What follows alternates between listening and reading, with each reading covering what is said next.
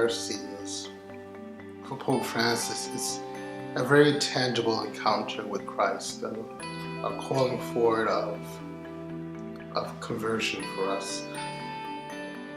And that's the beautiful part about it. Each Pope is a gift. John Paul II, Benedict XVI, and now Francis, each one goes about calling each one of us to have a very tangible personal experience with Christ. And this year of mercy with Pope Francis, he's saying, let our hearts be converted anew to his mercy. We are celebrating not only the idea of mercy, but the reality of mercy, of God's mercy and reconciliation that comes as a result of God's infinite mercy and love for his people. For many people, it's so common to feel struggles and challenges in life, and to not have an outlet, or to be afraid if they've been away from the church, or if they don't know how to approach Sacrament of Reconciliation or to come back. The Jubilee Year really marks a concrete way that we're telling everyone, please join us, celebrate the sacraments, know God's love, experience the mercy that can be found in the church, and hopefully even as the year progresses and beyond, that it can continue to be a theme that we find ways for people to know God's love tangibly and to be able to share it with others.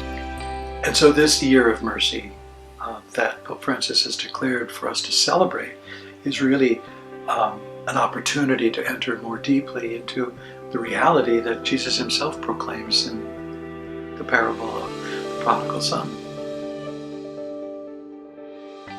And so this is what the Pope is saying, that he wants the Church to begin to make this a major part of our mission, and to go out to people. True mercy is action. It's reaching out and accompanying people where they are at, even in the state of brokenness, in order to bring them new life. This is what the prodigal son was about.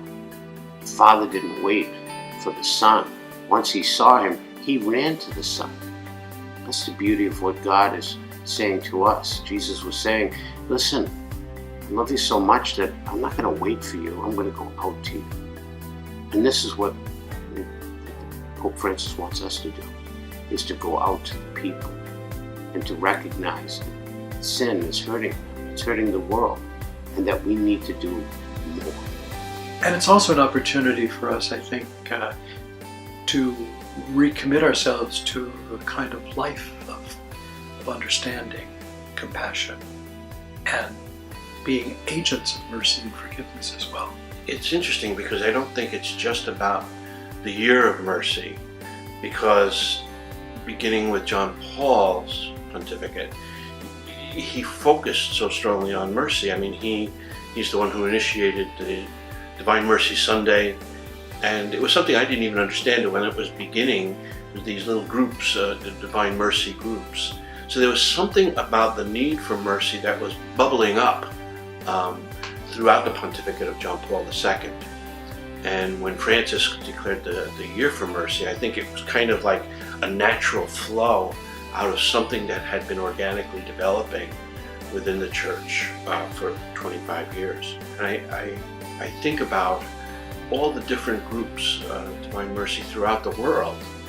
And why did that bubble up so? Why did that become so popular? That's what I ask myself, and I think it's because people perceive this need for forgiveness and for the mercy of God. And I think a lot of times people perceive mercy as weakness, and really it's strength.